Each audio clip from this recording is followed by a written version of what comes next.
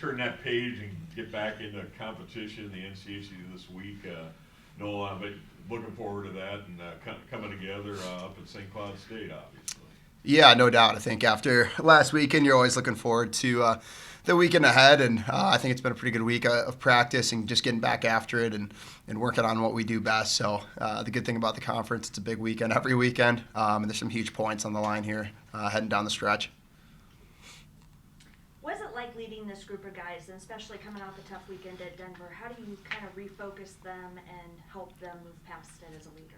Yeah, I think it's just using some of my experience to know, hey, there's going to be highs and lows throughout the year, whether it's big-time wins or big-time losses. And so I think the more you can learn, but learn quickly and not dwell on it too. I think we went from 19th to 20th or somewhere close to that in pairwise. So obviously not the weekend we were hoping for, but at the same time, big points ahead, like I was just saying there. And I think the group's resilient. I think for me, it's just being a confident voice, a peaceful voice, and just knowing that down the stretch, hey, it's going to be tough. So we're going to do it together as a group, and it's a good family atmosphere. So does the big ice come into play at all in practice this week? I mean, do you prepare differently for it all? Yeah, I think the big ice now with CC having a normal-sized rink, it's the only one in the league, so a bit different going out there, but I think just understanding you're going to have a little more time and space. You got to defensively play it a little smarter. Offensively, you're going to have more room to make plays too. So I think there's little things like that to be thinking about. It'll be nice to get there a day early on Thursday just to be able to get a practice on their sheet and kind of get a feel for it, but it should be pretty normal once we get into it. And puck control obviously being a big part of it. You've been really strong in the face-off dot this season. What have you worked on to improve that, to give you guys a better chance to have that control? Yeah, I think when I look at my identity and what I'm going to bring to this team night in, night out, I think face-offs was a key emphasis for me. I think it just kind of plays under my leadership. We talk about being face-off ready and just how important that is and how it lets the coaching staff know you're into the game. So I think for me it's just been a point of pride to really be dialed in there and let the group know that I'm ready each and every night.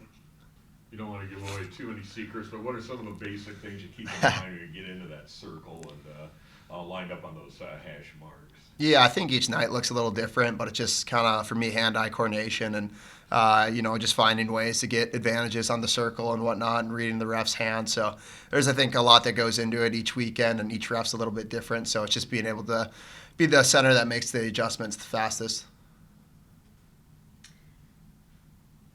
Looking back to your time in Eden Prairie to today, what have you seen in terms of your evolution as a player? I know we're starting to get to this last stretch of the season. Have you started looking back to see where you've come from, or haven't done that?